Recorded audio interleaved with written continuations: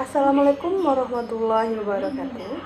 Perkenalkan, saya Desi Melawati dengan NIM 5041814, kelas 4A MKS, Prodi Manajemen Keuangan Syariah. Nah, di sini saya akan menjelaskan hasil resume makalah dari kelompok 1 sampai kelompok 13 dengan mata kuliah Manajemen Keuangan.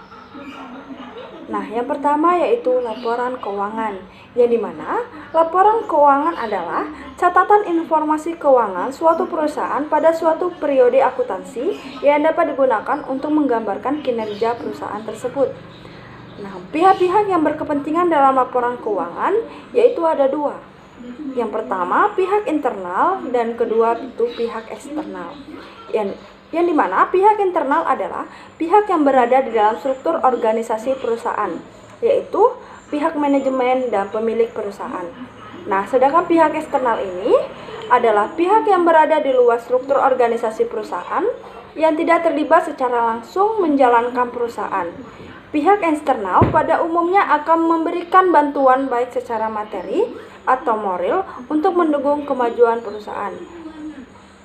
Nah, ada beberapa. Yang pertama yaitu ada investor, ada kredit, ada pemerintah, dan ada karyawan. Nah, yang selanjutnya yaitu neraca. Neraca adalah bagian dari laporan keuangan suatu entitas yang dihasilkan pada suatu periode akuntansi yang menunjukkan posisi keuangan entitas tersebut pada akhir periode tersebut. Nah, neraca dibagi menjadi 3 unsur. Yang pertama yaitu aset, yang kedua yaitu liabilitas, dan yang terakhir yaitu ekuilitas.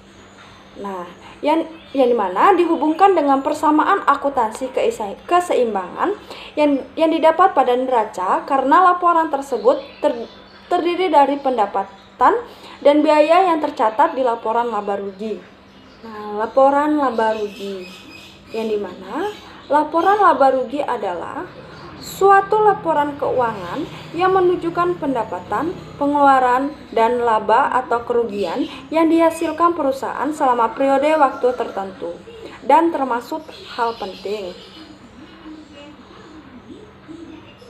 Karena laba atau rugi bersih harus dihitung dan dilaporkan kepada pemilik modal sebelum laporan keuangan lainnya dapat dilaksanakan. Penghitungan ini juga untuk menunjukkan profitabilitas kepada investor dan kreditor yang memiliki kepentingan kepada perusahaan, serta mengetahui seberapa efisien perusahaan dalam menghasilkan laba dan total pendapatan. Hal ini menjadi pertimbangan untuk mengambil sebuah keputusan terkait laporan tersebut yang akan ditetapkan ke depannya. Dan ada beberapa jenis laporan pendapatan yang dibuat alasan yang berbeda. Sebagai contoh, laporan akhir tahun yang disiapkan setiap tahun untuk pemegang saham dan calon investor. Laporan ini tidak memberikan banyak manfaat bagi manajemen yang sedang mencoba menjalankan rencana kerja tahun ke depan. Nah, hal lainnya, laporan keuangan internal perusahaan yang disiapkan menjalankan untuk memeriksa status operasi selama 1 tahun. Manajemen biasanya mempersiapkan departemen lebih berstruktur untuk membuat transparansi pendapatan dan pengeluaran menurut segmen bisnis masing-masing di departemen. Nah, pada akhirnya tujuan utama dari semua laporan laba rugi adalah untuk mengomunikasikan probabilitas dan aktivitas bisnis perusahaan dengan pengguna akhir dan para pemangku kepentingan. Masing-masing pengguna akhir ini memiliki ikhtiar dan rencana sendiri dalam mengelola laporan laba rugi ini. Dan selanjutnya yaitu laporan perubahan modal, yang dimana laporan perubahan modal adalah salah satu dari laporan keuangan yang menggambarkan peningkatan atau penurunan aktiva bersih atau kekayaan sesama periode yang bersangkutan berdasarkan prinsip pengukuran tertentu yang dianut. Akun spesifik yang dikelola oleh bisnis untuk total modal pemiliknya bergantung pada organisasi hukum entitas bisnis. Salah satu jenis utama organisasi hukum bisnis adalah koperasi dan pemiliknya adalah pemegang saham. Perusahaan mengeluarkan pemilik saham yang disebut modal saham. Pergerakan modal pemegang saham selama periode akuntansi terdiri dari unsur-unsur. Terbagi menjadi 5 unsur. Yang pertama yaitu laba atau rugi bersih selama periode. Yang kedua itu menambah atau mengurangi cadangan modal. Yang ketiga itu pembayar dividen kepada pemegang saham. Yang keempat yaitu keuntungan dan kerugian akibat langsung dalam ekuitas. Dan yang terakhir itu pengaruh perubahan kebijakan akuntansi. Dan ada beberapa komponen dalam laporan perubahan modal. Yang pertama yaitu modal awal, yang kedua itu pengaruh kebijakan akuntansi, yang ketiga itu pengaruh kreasi kesalahan periode sebelumnya, yang keempat yaitu saldo yang disajikan kembali, yang kelima yaitu saldo yang disajikan saham, yang keenam yaitu dividen, yang ketujuh yaitu laba rugi untuk periode tersebut, yang kedelapan yaitu perubahan dalam cadangan revolusi, dan yang kesembilan yaitu keuntungan dan kerugian lainnya, yang terakhir yaitu saldo akhir. Nah, dan pajak penghasilan atau PPH adalah pajak negara yang dikenakan terhadap setiap tambahan kemampuan ekonomis yang diterima atau diperoleh wajib pajak, baik yang dari Indonesia atau luar Indonesia. Selanjutnya yaitu break-even point atau biasa disebut dengan titik impas, merupakan suatu keadaan atau kondisi yang dimana perusahaan dalam operasinya tidak memperoleh laba dan juga tidak menderita rugi, atau dengan kata lain jumlah biaya yang dikeluarkan sama dengan jumlah pendapatan. Break-even point memiliki fungsi agar perusahaan dapat merencanakan tingkat penjualan yang diinginkan agar terhindar dari kerugian dan perusahaan dapat memperoleh laba optimal. Tujuan analisis break-even point atau biasa disebut dengan titik impas ini tujuannya untuk mengetahui pada volume penjualan atau produksi apakah suatu perusahaan akan mencapai laba tertentu. Nah, analisis break-even point yaitu suatu teknik analisis untuk mempelajari hubungan antara biaya tetap, biaya variabel, keuntungan, dan volume aktivitas. Sering juga disebut dengan cost profile volume analysis. Manfaat dan kegunaan analisis break-even point secara umum dapat memberikan informasi kepada pemimpin bagaimana pada hubungan antara volume penjualan, cost atau biaya, dan tingkat keuntungan yang akan diperoleh pada level penjualan tertentu. Break-even point membantu pimpinan dalam mengambil keputusan. Selain ini juga digunakan untuk menganalisis pada unit beberapa atau pada omset penjualan. Beberapa perusahaan tidak menderita rugi dan tidak menerima keuntungan. Dan selanjutnya hubungan volume biaya dan laba dalam break-even point. Analisis biaya volume laba atau cost volume profit merupakan sebuah teknik atau alat yang digunakan untuk mempelajari hubungan antara volume biaya total, pendapatan total, dan laba. Analisis ini sangat berguna bagi perencanaan laba dalam tahun anggaran tertentu. Analisis hubungan biaya volume laba tidak hanya manfaat untuk organisasi dan berorientasi pada laba, tetapi juga dapat digunakan untuk organisasi yang tidak berorientasi pada laba.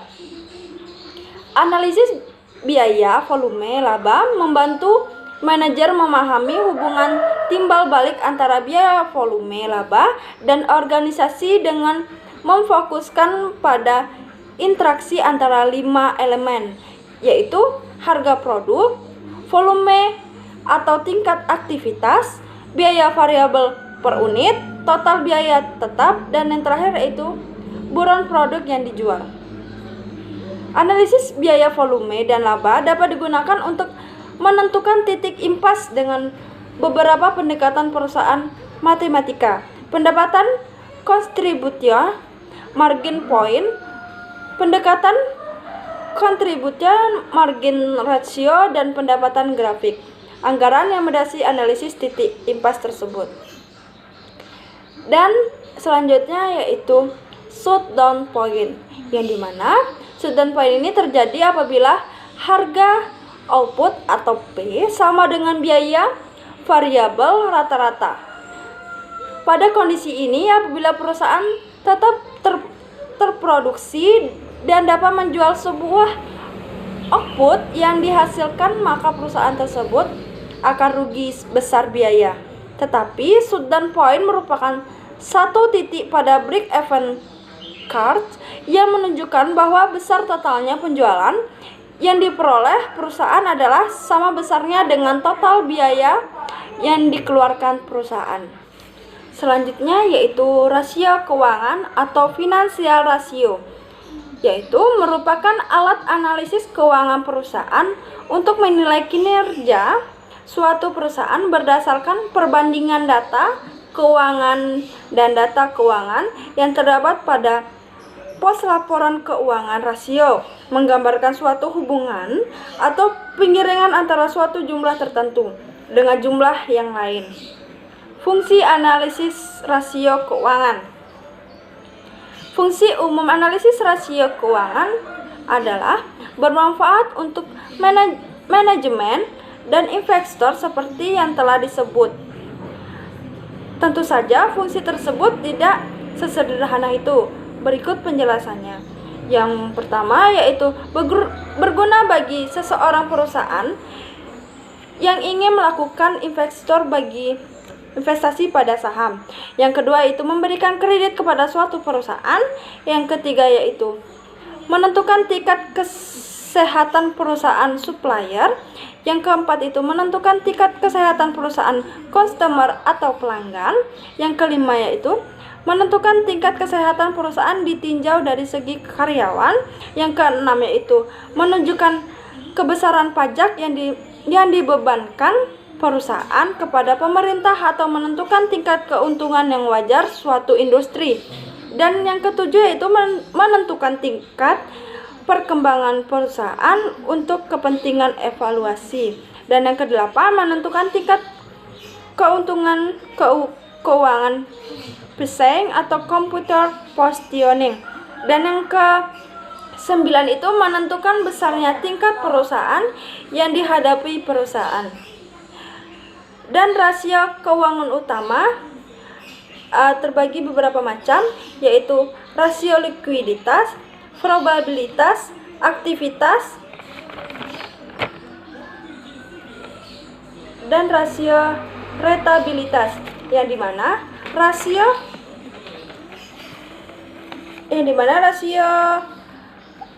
likuiditas adalah rasio yang menggambarkan kemampuan suatu perusahaan untuk melunasi semua kewajiban yang harus segera dipenuhi, atau bisa disebut dengan hutang jangka pendek. Dan selanjutnya yaitu rasio solvabilitas, yang dimana rasio solvabilitas adalah rasio yang menunjukkan kemampuan perusahaan dalam memenuhi segala kewajibannya, baik jangka pendek maupun jangka panjang. Dan yang ketiga yaitu rasio rentabilitas, yang dimana rasio rentabilitas atau probabilitas adalah rasio yang digunakan untuk mengukur kemampuan suatu perusahaan dalam mendapatkan laba. Dan yang terakhir yaitu rasio aktivitas, yang dimana rasio ini melihat pada beberapa aset, kemudian menentukan beberapa kepentingan aktivitas tersebut pada tingkat kegiatan tertentu. Beberapa rasio aktivitas yang digunakan adalah perenturan piutang, perputaran persediaan, perputaran aktiva tetap, dan yang terakhir itu perputaran total aktiva. Dan selanjutnya yaitu kondisi kesehatan dan kinerja kesehatan uang. Nah, kinerja keuangan adalah gambaran kondisi keuangan suatu perusahaan dalam periode tertentu baik dalam aspek pengalaman dana, distribusi dana, biasanya diukur menggunakan indikator kecukupan modal, likuiditas, dan probabilitas kinerja. Keuangan biasanya dinilai dengan beberapa alat analisis. Yang pertama yaitu perbandingan laporan keuangan analisis, yang kedua yaitu analisis tren atau bisa disebut dengan tendensi posisi, dan yang ketiga itu analisis sumber daya kegunaan kas. Nah, selanjutnya yaitu menghitung dan menganalisis sumber dan kegunaan modal kerja. Nah, manajemen modal kerja atau biasa disebut dengan working capital management adalah manajemen yang terdiri dari unsur-unsur aktiva lancar dan hutang lancar. Tujuan dari manajemen modal kerja adalah mengelola aktiva lancar dan hutang lancar dan menjamin tingkat likuiditas atau daya kekuatan perusahaan.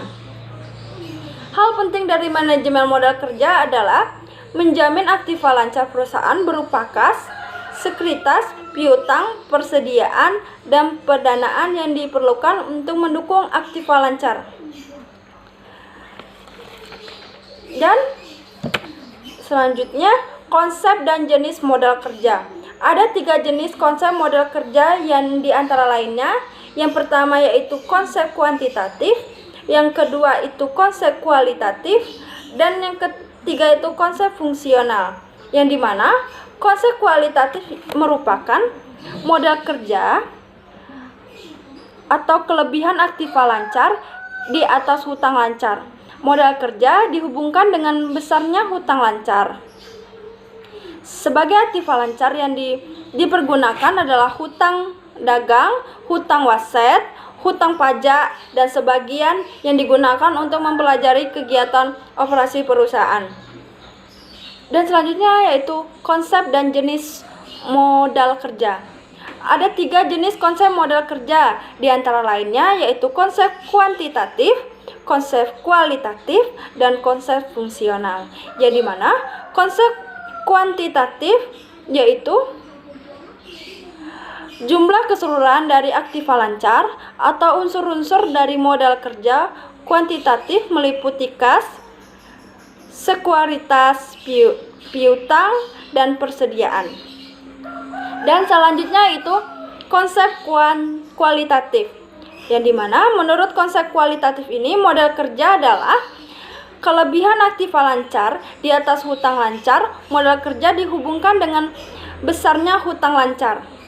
Yang sebagai aktiva lancar yang mempergunakan adalah hutang dagang, hutang waset, hutang pajak, dan sebagian yang digunakan untuk mempelajari kegiatan operasi perusahaan. Dan yang terakhir yaitu konsep fungsional, yang dimana konsep fungsional adalah modal kerja yang terdiri dari modal kerja nil dan modal kerja potensial. Modal yang digunakan untuk menghasilkan pada fungsi dana yang digunakan untuk menghasilkan consumer income atau konsep yang digunakan untuk memperoleh pendapatan pihak terdapat saat ini mampu mendapatkan pada masa yang akan datang. Nah, jenis-jenis modal kerja yaitu ada modal kerja permanen dan ada modal kerja variabel. Yang dimana modal kerja permanen adalah modal kerja yang selalu harus ada dalam perusahaan agar perusahaan dapat menjalankan kegiatan untuk memahami kebutuhan konsumen. Dan yang kedua yaitu modal kerja variabel atau biasa disebut dengan variable working capital. Nah, modal kerja variabel adalah modal kerja yang jumlahnya berubah-ubah yang disesuaikan dengan perubahan kegiatan ataupun keadaan lainnya yang mempengaruhi perubahan modal kerja variabel. Dan selanjutnya yaitu risk return trade-off, merupakan pernyataan yang menunjukkan adanya pertukaran antara risiko dan retur suatu tuntunan konsekuensi dari sebuah sebab. Prinsipnya adalah semakin tinggi risiko suatu kerjaan, maka retur yang diperoleh mestinya harus semakin besar. Hubungan antara risiko dengan tingkat pengambilan adalah yang pertama yaitu bersifat linear atau searah. Yang kedua yaitu semakin tinggi tingkat pengembalian maka semakin tinggi pula risiko. Yang tiga, semakin besar aset yang kita tempatkan dalam keputusan investasi maka semakin besar pula risiko yang timbul dari investasi tersebut. Dan yang keempat yaitu kondisi linear hanya mungkin terjadi pada pasar yang bersifat normal, di mana jumlah dana yang diinvestasikan dalam piutang sesuai dengan kemampuan perusahaan dan tidak mengganggu arus kas. Dan kebijakan piutang, yang dimana kebijakan piutang merupakan semua tagihan kepada seseorang, badan usaha atau pihak lainnya dalam suatu uang yang timbul dari transaksi masa lalu. Piutang terjadi jika ada melakukan penjualan secara kredit kepada konsumen atau pelanggan. Piutang juga merupakan perkiraan piutang, dan bahkan piutang juga menjadi bagian terbesar dari aktiva lancar perusahaan. Oleh karena itu, diperlukan manajemen pengelolaan piutang yang efisien. Arti penting piutang bagi perusahaan yang menjual barang secara langsung. Arti penting bagi perusahaan yaitu adalah untuk meningkatkan penjualan, untuk meningkatkan jumlah pelanggan, untuk memperoleh pelanggan baru, untuk mempertahankan royalitas atau kesetiaan pelanggan, untuk meningkatkan market share, dan untuk meningkatkan laba perusahaan. Bagi perusahaan yang memperoleh pembelian barang atau jasa yang pembayarannya secara langsung memiliki arti penting antara lain peluang meningkatkan produksi atau penjualan barang. Yang kedua yaitu menghindari kemacetan produksi atau penjualan. Yang ketiga itu meningkatkan motivasi kerja. Yang keempat itu mengurangi ongkos penjualan. Yang kelima itu mampu mengatur keuangan untuk pengembalian barang lain. Kebijakan pengumpulan piutang dan kredit meliputi standar kredit, kebijakan penagihan, persyaratan kredit, dan rasio yang berhubungan dengan piutang. Selanjutnya yaitu persediaan, yang dimana persediaan atau inventory adalah bahan atau barang yang disimpan yang akan digunakan untuk memenuhi tujuan tertentu. Setiap perusahaan yang melakukan kegiatan usaha umumnya memiliki persediaan. Keberadaannya tidak saja dianggap sebagai bahan karena merupakan pemborosan, tetapi sekaligus juga dapat dianggap sebagai kekayaan atau aset yang dapat segera dicairkan dalam bentuk uang tunai atau cash. Sistem pengelolaan persediaan merupakan serangkaian kebijakan pengendalian untuk menentukan tingkat persediaan yang harus dijaga. Apabila jumlah persediaan terlalu besar atau overstock mengakibatkan timbulnya dana menganggur yang besar, jumlah penimbulan risiko kerusakan barang yang lebih besar dan biaya penyimpanan yang tinggi. Namun persediaan terlalu sedikit mengakibatkan risiko terjadinya kekurangan persediaan. Karena seringkali barang tidak dapat didatangkan dan menyebabkan terhentinya produksi, tentunya penjualan, bahkan hilangnya pelanggan. Dan hal-hal penting yang harus dipertimbangkan dalam persediaan yaitu biaya per unit, biaya penyimpanan pemesanan, biaya pembuatan pemerintah pengembalian, dan biaya pengiriman pemesanan. Jenis-jenis persediaan. Menurut Rader dan Hazard 2005, berdasarkan proses manufakturnya, persediaan dibagi menjadi 4 jenis.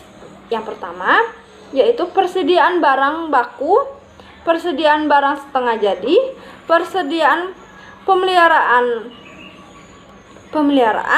dan yang terakhir itu persediaan barang jadi. Untuk persediaan, perusahaan akan melakukan order persediaan tersebut. Biaya order mencakup biaya administrasi yang berkaitan dengan akuntansi, memesan persediaan, biaya transportasi, dan pengangkutan persediaan. Keuntungan meningkatkan kerugian. Yang pertama yaitu perusahaan dapat mempengaruhi ekonomi produksi.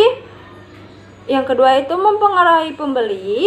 Dan yang ketiga dapat memenuhi pesanan dengan lebih tepat. Adapun kerugian adanya persediaan yaitu biaya penyimpanan, biaya pemindahan, dan yang terakhir yaitu pengembalian modal yang tertanam dalam bentuk persediaan. Dan manfaat investasi pada persediaan. Ada beberapa manfaat investasi pada persediaan. Antara lain, manfaat diskon kualitas, yang dimana diskon kuantitas diperoleh jika perusahaan membeli dalam kualitas yang besar. Perusahaan membeli melebihi kebutuhan sehingga ada yang disimpan sebagai persediaan. Yang kedua yaitu menghindari kekurangan bahan atau out stock. Jika pelanggan datang untuk membeli barang dagangan, kemudian persediaan tidak mempunyai barang tersebut, maka perusahaan hilangnya kesempatan untuk memperoleh keuntungan. Untuk menghindari situasi tersebut, perusahaan harus mempunyai persediaan barang jadi. Dan manfaat pemesanan. Jika perusahaan mempunyai persediaan barang dagangan yang lengkap, maka pelangganan atau calon pelanggan akan terkesan dengan kelengkapan barang dagangan yang kita tawarkan. Dan ada biaya yang berkaitan dengan persediaan. Ada beberapa biaya yang berkaitan dengan persediaan, antara lain yaitu biaya investasi dan biaya penyimpanan. Yang dimana biaya investasi ini seperti investasi pada piutang modal kerja lainnya. Biaya investasi bisa berupa biaya kesempatan karena dana bertanam di persediaan dan bukan tertanam pada investasi lainnya. Dan yang kedua yaitu biaya penyimpanan, di mana biaya penyimpanan mencakup biaya eksplisit seperti biaya sewa gedung, asuransi, pajak, dan kerusakan persediaan. Baiklah, mungkin hanya itu hasil resum saya dari kelompok 1 sampai kelompok 13. Semoga bermanfaat. Kurang dan lebihnya saya mohon maaf. Akhir kalam saya ucapkan wassalamualaikum warahmatullahi wabarakatuh.